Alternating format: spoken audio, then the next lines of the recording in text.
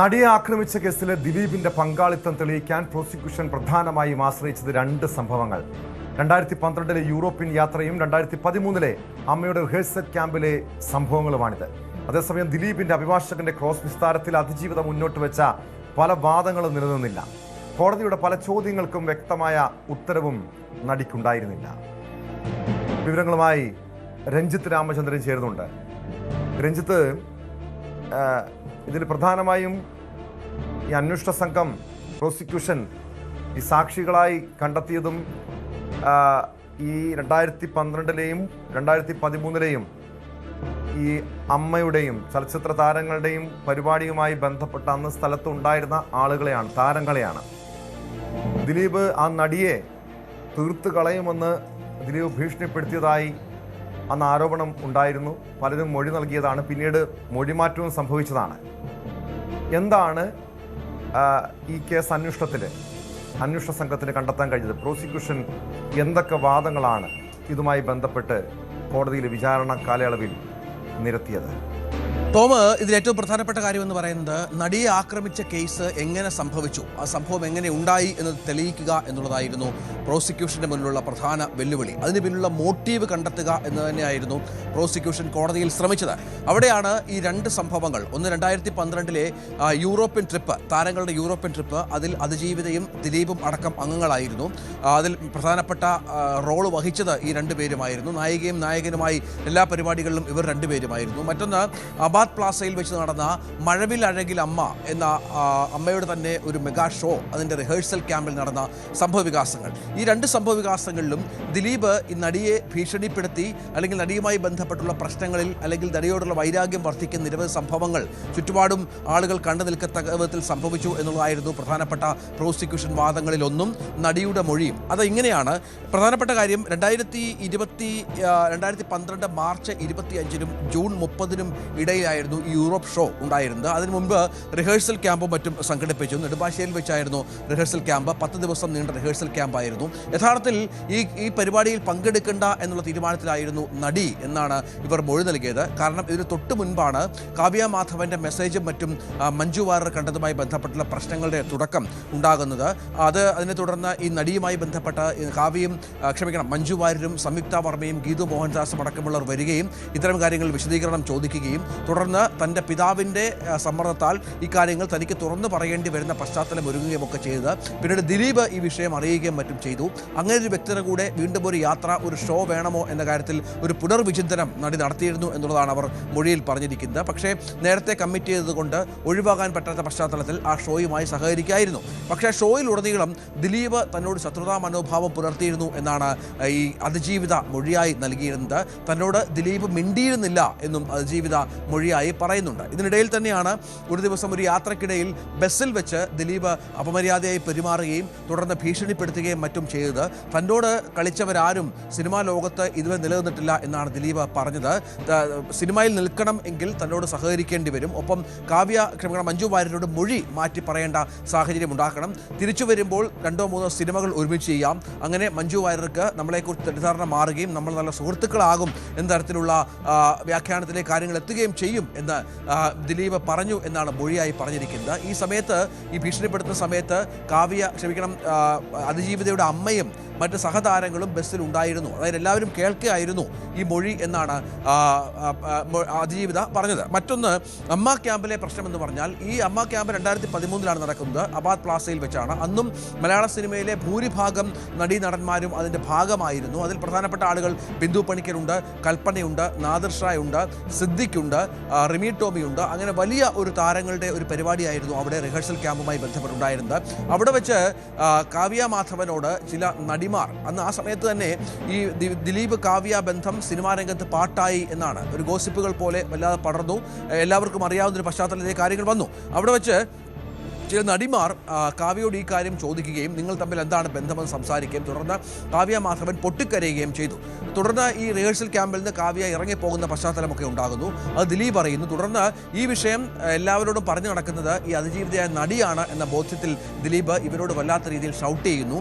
നിന്നെ ഞാൻ പച്ചയ്ക്ക് കത്തിക്കും എന്ന ഡയലോഗ് പറയുന്നു എന്നുള്ള മൊഴിയാണ് നടി കോടതിയിൽ നൽകിയത്. അതിനുശേഷം ഇവരോട് സംസാരിച്ച ബിന്ദു പണിക്കരും സിദ്ദിഖും മറ്റും പറയുന്ന പ്രധാനപ്പെട്ട കാര്യമെന്ന് പറയുന്നത്, ദിലീപിന് ഈ കാര്യമെല്ലാം മനസ്സിലായിട്ടുണ്ട്, ദിലീപിന് നിന്നോട് കടുത്ത വൈരാഗ്യമുണ്ട്, അതുകൊണ്ട് നീ ഇത്തരം കാര്യങ്ങൾ പറഞ്ഞു നടക്കുന്നതിൽ പിന്തിരിയണമെന്ന് ഇവർ രണ്ടുപേരും പറഞ്ഞു എന്നുള്ള മൊഴിയും ഇവരുടെ ഭാഗത്തുനിന്നുണ്ട്. മറ്റ് കൂടെ ഉണ്ടായിരുന്ന മറ്റ് നടിമാരും ഇത്തരം കാര്യങ്ങളുമായി ബന്ധപ്പെട്ട് സംസാരിക്കുകയും മറ്റും ചെയ്തു എന്നുള്ളതാണ് ഏറ്റവും പ്രധാനപ്പെട്ട കാര്യം. പ്രോസിക്യൂഷന്റെ ആർഗ്യുമെന്റ് നോട്ടിൽ പേജ് നമ്പർ 59-ലും 60-ലും ഈ ദിലീപിന്റെ വൈരാഗ്യം നടിയോട് കൂടാനുള്ള പ്രധാനപ്പെട്ട കാരണമായി പറയുന്നത്, ഈ അമ്മ ക്യാമ്പിൽ ഇത്തരത്തിൽ കാവ്യ മാധവനോട് മറ്റുള്ളവർ സംസാരിക്കുകയും അവരെ കുറ്റപ്പെടുത്തുകയും ചെയ്തതും തുടർന്ന് ഇവർ പൊട്ടിക്കറിഞ്ഞതും മറ്റും ദിലീപിന് വലിയ വൈരാഗ്യം കൂടാൻ കാരണമായി എന്ന് പറയുന്നുണ്ട്. കൂടാതെ ഷാർജയിലും കൊച്ചിയിലും മറ്റുമായി നടന്ന പരിപാടികളിലും റിഹേഴ്സൽ ക്യാമ്പിലുമൊക്കെയായി മുകേഷ്, സിദ്ദിഖ്, ഭാമ, ബിന്ദു പണിക്കർ, ഇടവേള ബാബു എന്നിവർ ഉണ്ടായിരുന്നു എന്നുള്ളതാണ് ഇതിൽ പറയുന്നത്. ഇത്തരത്തിൽ ഉള്ള മൊഴികൾ അത് കൃത്യമായി തന്നെ കോടതിയിൽ നടി ബോധ്യപ്പെടുത്തുകയും മറ്റും ചെയ്തു എങ്കിൽ പോലും ഇക്കാര്യങ്ങളിൽ നിരവധി സംശയങ്ങൾ കോടതിയുടെ ഭാഗത്ത് നിന്ന് ഉണ്ടായിരുന്നു. ചില ചോദ്യങ്ങൾ തന്നെ കോടതി നടിയോട് ചോദിക്കുകയുണ്ടായി. ഒപ്പം പ്രതിഭാഗം അഭിഭാഷകന്റെ ക്രോസിൽ ഇത്തരം പല കാര്യങ്ങളും പൊളിയുന്ന ഒരു പശ്ചാത്തലം കൂടി ഉണ്ടാകുന്ന സാഹചര്യമുണ്ടായി. അതായത് ദിലീപും നടിയും തമ്മിൽ വലിയ തോതിലുള്ള ബന്ധമുണ്ടായിരുന്നു എന്ന ആദ്യഘട്ടത്തിൽ വലിയ ബന്ധമുണ്ടായിരുന്നില്ല, സംസാരിച്ചിരുന്നില്ല എന്ന് പറയുന്ന ഒരു സാഹചര്യം ഉണ്ടായിരുന്നല്ലോ. പക്ഷേ ഈ ഷോയിൽ ഉടനീളം ഈ നടി, അതിജീവിത നടി വലിയ സന്തോഷത്തിലാണ് പെരുമാറുന്നത് എന്നും ഇവർ രണ്ടുപേരുമാണ് ഈ ഷോയിലെ മെയിൻ ക്യാരക്ടേഴ്സ്, അതായത് നടനും നടിയുമായി സ്കിറ്റിലും ഡാൻസിലും മറ്റും അഭിനയിച്ചത് ഇവർ രണ്ടുപേരും തമ്മിലാണ്. അതുകൊണ്ട് തന്നെ ഇവർ തമ്മിലൊരു പ്രശ്നമുണ്ടായിരുന്നു എന്ന് ബോധ്യപ്പെടുത്ത രീതിയിലായിരുന്നില്ല ഇവരുടെ പെരുമാറ്റവും മറ്റും. ഇവർ പരസ്പരം സംസാരിച്ചിരുന്നു എന്ന് കൂടെയുള്ള നടിമാർ ഒപ്പം നടന്മാർ മൊഴി നൽകുന്ന ഒരു പശ്ചാത്തലമുണ്ടായിരുന്നു. ഒരു കുടുംബാന്തരീക്ഷമായിരുന്നു അവിടെ, അല്ലാതെ ആരെങ്കിലും തമ്മിൽ എന്തെങ്കിലും തരത്തിലുള്ള ഒരു പ്രശ്നമുണ്ടായതായി തങ്ങൾക്കറിയില്ല എന്ന് കൂടെയുള്ള നടീനടന്മാർ മൊഴി നൽകുന്ന ഒരു പശ്ചാത്തലമുണ്ടായി. കോടതി ചോദിച്ച പ്രധാനപ്പെട്ട ഒരു ചോദ്യം, ഒരു 3 മാസം നീളുന്ന ഒരു ഷോയാണ്, അവിടെ നിങ്ങൾ പരസ്പരം സംസാരിക്കാതെ ശത്രുതാ മനോഭാവം പുലർത്തുന്ന ഒരാൾക്കൊപ്പം എങ്ങനെ ഇത്ര സന്തോഷത്തോടു കൂടി ഒരു ഷോയിൽ ഉടനീളം നിങ്ങൾ പങ്കെടുത്തു? കാരണം ഇതിൽ ഡാൻസ് ചെയ്തതും സ്കിറ്റ് ചെയ്തതും ഒക്കെ ഒരുമിച്ചാണ്. എങ്ങനെ പങ്കെടുത്തു എന്ന പ്രധാനപ്പെട്ട ഒരു ചോദ്യത്തിന് നടിക്ക് മറുപടി ഉണ്ടായിരുന്നില്ല എന്നുള്ള ഏറ്റവും പ്രധാനപ്പെട്ട കാര്യം. മറ്റൊന്ന്, കൂടെ ഉണ്ടായിരുന്ന ആളുകളെല്ലാം, അതുപോലെ തന്നെ ഈ യൂറോപ്യൻ ട്രിപ്പുമായി ബന്ധപ്പെട്ട് കോടതി രഞ്ജിത്ത്, ഇവിടെ 2012-ലും 2013-ലുമാണ് ഈ പറയുന്ന രീതിയിലുള്ള ഭീഷണികൾ ഉണ്ടാകുന്നത്, റിഹേഴ്സൽ ക്യാമ്പും യൂറോപ്യൻ യാത്രയും ഒക്കെ ഉണ്ടാകുന്നത്. പക്ഷേ നടി ആക്രമണം അതിനും വർഷങ്ങൾക്ക് ശേഷമാണ്, 3-4 വർഷങ്ങൾക്ക് ശേഷമാണ് നടി ആക്രമണം സംഭവിക്കുന്നത്. ഈ ഒരു ഭീഷണി അതുകൊണ്ട് മാത്രം ഈ ദിലീപാണ് ഈ അതിജീവിതയെ, നടിയെ ആക്രമിച്ചതെന്ന് എങ്ങനെ കണ്ടെത്താൻ കഴിയും? സ്വാഭാവികമായും അതൊക്കെ ആയിരിക്കുമോ ഈ കേസിൽ പ്രോസിക്യൂഷന് തിരിച്ചടിയായതും? അത് തന്നെയാണ്. അതായത് ഈ കാലയളവ്, ദിലീപ് ഈ വിഷയം ആസൂത്രണം ചെയ്യാൻ വേണ്ടി ഇവിടുത്തെ കാലയളവുമായി ബന്ധപ്പെട്ടൊക്കെ വേണമെങ്കിൽ പ്രോസിക്യൂഷൻ വാദത്തിൽ അവരങ്ങനെ മുന്നോട്ട് വെച്ചിട്ടുണ്ട് എന്ന് വേണം മനസ്സിലാക്കാൻ. പക്ഷേ ഇതിനൊരു മോട്ടീവിന് തുടക്കമെന്ന് പറയുന്നത് ഈ വിഷയമാണ്. കാവ്യ മാധവന്റെ മെസ്സേജ്, ദിലീപ് അയച്ച മെസ്സേജ് മഞ്ജുവാരുടെ ഫോണിൽ കാണുകയും തുടർന്ന് ഈ നടിയോട് ഈ വിഷയത്തിൽ സംസാരമുണ്ടാവുകയും നടി ഈ വിഷയം വളരെ കൃത്യമായി തന്നെ ഈ കാവ്യയും ദിലീപുമായുള്ള ബന്ധം മഞ്ജുവിനോട് പറഞ്ഞു എന്നുള്ളതൊക്കെയാണ് ഇതിന് തുടക്കമായി, ഈ സംഭവത്തിന് തുടക്കമായി പറയുന്നത്. തുടർന്നുള്ള സംഭവവികാസങ്ങളാണ് ഒരു ക്രോണോളജിയായി ഞാനിപ്പോൾ പറഞ്ഞത്. അത് 2012-ലും 2013-ലും മറ്റുമായി നടന്ന സംഭവങ്ങളാണ്. പക്ഷേ കൂടെ ഉണ്ടായിരുന്ന ആളുകൾ, ഒന്ന് ഈ നേരത്തെ പറഞ്ഞതുപോലെ ബസ്സിൽ ആളുകൾ ഉണ്ടായിരുന്നു. അതായത് കാവ്യ, ഈ നടിയുടെ അമ്മ ഉണ്ടായിരുന്നു. ഈ അമ്മ ഒരു സമയത്ത് പോലും ഇൻവെസ്റ്റിഗേഷൻ ഓഫീസറോട് ഇക്കാര്യം പറഞ്ഞിരുന്നില്ല എന്നത് പ്രധാനപ്പെട്ട ഒരു പോയിന്റായി കോടതി കണ്ടു. മറ്റൊന്ന്, ഒരു ശത്രുതയുണ്ട് എന്ന് കരുതുന്ന ഒരു നടനൊപ്പം മകളെ പരിപാടികൾ, അതായത് ഈ പ്രോഗ്രാം ചെയ്യാൻ വേണ്ടി എന്തിന് അമ്മ വിട്ടു എന്ന പ്രധാനപ്പെട്ട ഒരു ചോദ്യം കോടതിയുടെ ഭാഗത്ത് നിന്ന് ഉണ്ടായിരുന്നു. അതും കോടതി അത്ര ഒരു അവിശ്വസനീയമായി കണ്ട ഒരു പശ്ചാത്തലം കൂടി ഇതിനോട് ചേർത്ത് വെക്കണം. മറ്റൊന്ന്, ഈ ബസ്സിൽ നിരവധി ആളുകൾ ഉണ്ടായിരുന്നപ്പോൾ അങ്ങനെ നിരവധി ആളുള്ള ഒരു സ്ഥലത്ത് വെച്ച് ഭീഷണിപ്പെടുത്തുമോ എന്ന ചോദ്യം കൂടി കോടതിയുടെ ഭാഗത്തു നിന്നുണ്ടായിരുന്നു. അതായത് ഈ പറഞ്ഞതുപോലെ സിനിമയിൽ നിന്ന് നശിപ്പിക്കും, സിനിമാ രംഗത്ത് ഇല്ലാതാക്കുമെന്നൊക്കെ പറയുന്നത് ഒരുപാട് ആളുകൾ സഞ്ചരിക്കുന്ന ഒരു ബസ്സിൽ വെച്ചാണ് എന്നുള്ളത് അവിശ്വസനീയമായി കോടതിക്ക് തോന്നി. എങ്കിൽ അവരുടെയൊക്കെ മൊഴി വേണ്ടേ എന്ന ചോദ്യം ഉണ്ടായിരുന്നു. പക്ഷേ അവരൊക്കെ ഇത്തരം ഒരു സംഭവം ഉണ്ടായിട്ടേ ഇല്ല. അതിൽ പ്രധാനമായും റിമി ടോമി ഉണ്ടായിരുന്നു, നാദിർ ഷാ ഉണ്ടായിരുന്നു. ഇവർ രണ്ടുപേരും വളരെ കൃത്യമായി തന്നെ ദിലീപിന് അനുകൂലമായുള്ള മൊഴിയാണ് നൽകിയത്. അത് ഈ വിഷയത്തിൽ വലിയ സഹായകരമായി. പിന്നീട് യൂറോപ്യൻ ട്രിപ്പുമായി ബന്ധപ്പെട്ട്, അമ്മയുടെ റിഹേഴ്സൽ ക്യാമ്പുമായി ബന്ധപ്പെട്ട് നടന്ന സംഭവവികാസങ്ങളിലും കൂടെ ഉണ്ടായിരുന്ന നടിമാരും നടന്മാരും, അതായത് കൽപ്പന, ബിന്ദു പണിക്കർ, സിദ്ദിഖ് അടക്കമുള്ള, റിമി ടോമി അടക്കമുള്ള ആളുകൾ എല്ലാവരും, ഒപ്പം ഭാമ ആ സമയത്ത് നടിയുടെ അടുത്ത സുഹൃത്തായിരുന്നു. ആ സുഹൃത്തിന് ആ തരത്തിൽ ഈ സംഭവത്തിന് ശേഷം അവർ ദിലീപിന് അനുകൂലമായി മൊഴി നൽകുന്ന ഒരു പശ്ചാത്തലമൊക്കെ ഉണ്ടായി. അതുകൊണ്ട് തന്നെ ഇവർ ഇങ്ങനെയൊക്കെ നിൽക്കുന്ന ഒരു സദസ്സിൽ വെച്ചാണ് ഈ സംഭവവികാസങ്ങൾ ഉണ്ടാകുന്നത് എന്നുള്ളത് കോടതിക്ക് അവിശ്വസനീയമായി തോന്നി എന്നുള്ളതാണ് ഇതുമായി ചേർത്ത് വെക്കുന്ന കാര്യം. അതായത് ഇവർ ഈ പറഞ്ഞതുപോലെ ചുരുക്കത്തിൽ മോശമായ കാര്യങ്ങളൊന്നും ഷോയിൽ സംഭവിച്ചിട്ടില്ല എന്നൊരു നിഗമനത്തിലേക്കാണ് കോടതി എത്തിയത് എന്നുള്ളത് ഈ കേസിൻ്റെ നാൾ വഴികളിൽ നിർണായകമായി. ഒപ്പം ഒരു തെളിവ്, ഈ പറഞ്ഞ തെളിവുകളൊക്കെ കൃത്രിമ തെളിവുകളാണ് എന്നുള്ള പരാമർശവും കോടതിയുടെ ഭാഗത്തുനിന്നുണ്ടാകുന്ന പശ്ചാത്തലമുണ്ടായി.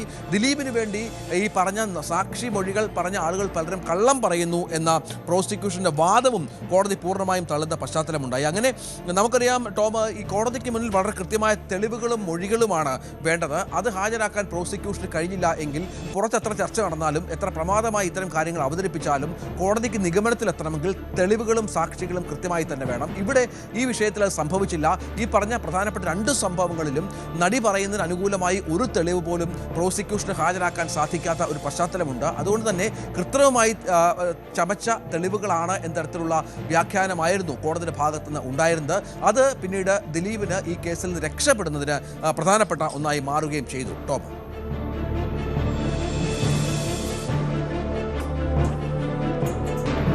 വ്യക്തമാണ്. രഞ്ജിത്ത് രാമചന്ദ്രനാണ് വിവരങ്ങൾ നൽകിയത്. നടി ആക്രമിച്ച കേസിലെ ദിലീപിന്റെ പങ്കാളിത്തം തെളിയിക്കാൻ പ്രോസിക്യൂഷൻ പ്രധാനമായും ആശ്രയിച്ചത് രണ്ട് സംഭവങ്ങളായിരുന്നു. അതായത് 2012 യൂറോപ്യൻ യാത്രയും 2013 അമ്മയുടെ റിഹേഴ്സൽ ക്യാമ്പ്. അവിടെ വെച്ച് ഈ അതിജീവിതയെ ദിലീപ് ഭീഷണിപ്പെടുത്തി എന്നാണ് പ്രോസിക്യൂഷൻ ഉന്നയിക്കുന്ന പ്രധാനപ്പെട്ട വാദം. അത് അത്തരം അധികം പക ദിലീപിനുണ്ടായിരുന്നു. അതിൻ്റെ പ്രതികാരമായ പകവീട്ടിലായിരുന്നു നടിയാക്രമണ കേസെന്നാണ് പ്രോസിക്യൂഷൻ വാദിക്കാൻ ശ്രമിച്ചത്. പക്ഷേ ആ വാദങ്ങളൊന്നും കോടതി മുഖവിലക്കെടുത്തില്ല. കാരണം വർഷങ്ങൾക്ക് മുൻപ് നടന്ന ഒരു ഭീഷണിയാണ്, സംഭവങ്ങളാണ്. അതുകൊണ്ട് തന്നെ അതുമാത്രം ഒരു നടിയാക്രമണത്തിന് കാരണം ആയി കോടതി കണക്കാക്കിയിരിക്കില്ല. അതുകൊണ്ടായിരിക്കണം ദിലീപിനെ കേസിൽ കുറ്റവിമുക്തനാക്കാനുള്ള കാരണമായത്.